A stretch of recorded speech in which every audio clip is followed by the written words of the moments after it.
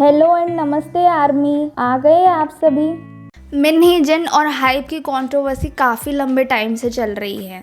मिन्ही जिन और हाइप की कंट्रोवर्सी को लेकर एक बहुत बड़ी अपडेट अभी आई है।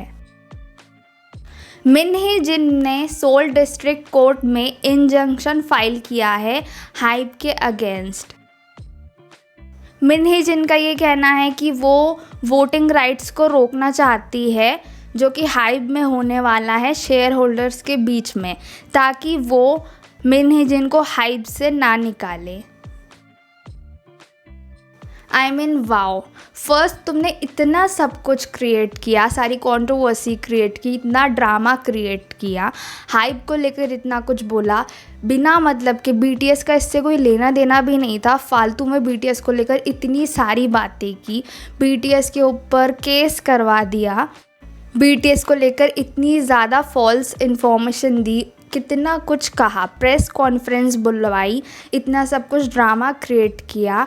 नाउ यू आर सेइंग कि तुम्हें अब कंपनी में ही रहना है, कंपनी से जाना नहीं है। ये मेरा ओपिनियन नहीं, फैंस का ओपिनियन है। फैंस बहुत ज़्यादा इरिटेट हो गए हैं हाइप और मिन्ही जिन की कंट्रोवर्सी से। उनका ये कहना है कि प्लीज़ अब ये कंट्रोवर्सी ख़त्म हो जानी चाहिए है। फैंस का ये कहना है कि मिन्ही जिन ने पहले प्रेस कॉन्फ्रेंस बुलवाई और वो लैपटॉप भी कंपनी को वापस नहीं दे रही हैं और शेयर होल्डर की मीटिंग भी अटेंड नहीं कर रही हैं ताकि उन्हें कंपनी से ना निकाला जाए। और प्रेस कॉन्फ्रेंस में सबके सामने कह रही थी कि वो हाइप के साथ में स्लेव कॉन्ट्रैक्ट में है और उनको और उनके ग्रुप को अच्छे से ट्रीट नहीं किया जा रहा है।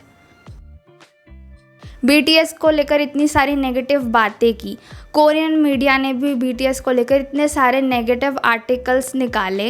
इन सब के बाद में अब मिन्ही जिन ने ये कहा कि उन्हें कंपनी से ना निकाला जाए।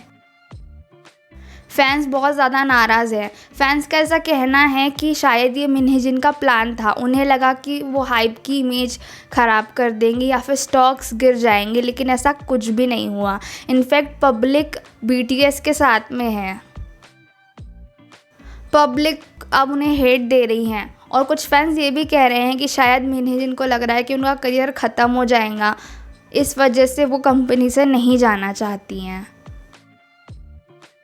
ये मिन्ही जिन और हाइप की फ़ाइट थी, बिना मतलब के बीटीएस को न्यू जिन्स को लेके आ गए जिसका कोई लेना देना नहीं था, और इस वजह से बीटीएस को कितनी ज़्यादा हेट मिली है।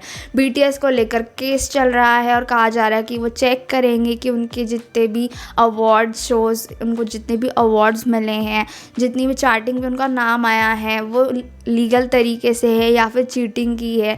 इतना सब कुछ हुआ। बीटीएस को लेकर नेगेटिव आर्टिकल्स छापे गए, नेगेटिव कमेंट्स किए गए, कितना कुछ बीटीएस को कहा गया। शायद इसलिए बीटीएस का नाम लिया गया क्योंकि बीटीएस मोस्ट पॉपुलर ग्रुप है इन द वर्ल्ड और उनका नाम लेने से अटेंशन भी मिलता। लेकिन ये चीज़ काफ़ी ज़्यादा गलत है। बीटीएस की यहाँ कोई गलती नहीं है और बीटीएस अपने हार्डवर्क से ही आगे आए हैं। और जहाँ तक मिन्ही जिन और कंपनी की बात है, तो मिन्ही जिन 18% का शेयर होल्ड करती है, लेकिन बाकी मेंबर्स जो है वो 82% का शेयर होल्ड करते हैं। सो आई डोंट थिंक कि मिन्ही जिन ये केस फाइल करने से उन्हें रोक पाएगी।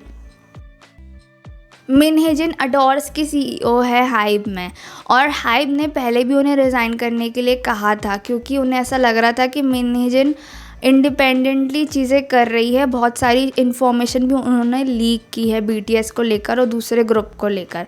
इस वजह से वो चाहते थे कि मिन्ही जिन रिज़ाइन करे, लेकिन उसके बाद में तो मिन्ही जिन ने क्या किया और इतनी सारी कंट्रोवर्सी क्रिएट की, ये तो सभी जानते हैं। इस कंट्रोवर्सी की वजह से बीटीएस को कोरियन मीडिया ने बहुत हार्शली ट्रीट किया है। इवन कोरियन गवर्नमेंट ने भी बहुत हार्श तरीके से बीटीएस को ट्रीट किया है, जबकि बीटीएस ने कोरिया के लिए बहुत कुछ किया है। ऐसा एक आर्टिकल भी आया है। कोरियन गवर्नमेंट के अलावा दूसरी कंट्रीज़ की इंटरनेशनली जो मीडिया है वो बीटीएस को फुल्ली सपोर्ट कर रहे हैं। कुछ लोग तो ये भी कह रहे हैं कि मिन्ही जिन ने ये फाइल किया कोर्ट में, उससे कुछ टाइम पहले ही पुलिस ने कहा था कि वो मिन्ही जिन को और भी जल्दी इन्वेस्टिगेट करेंगी।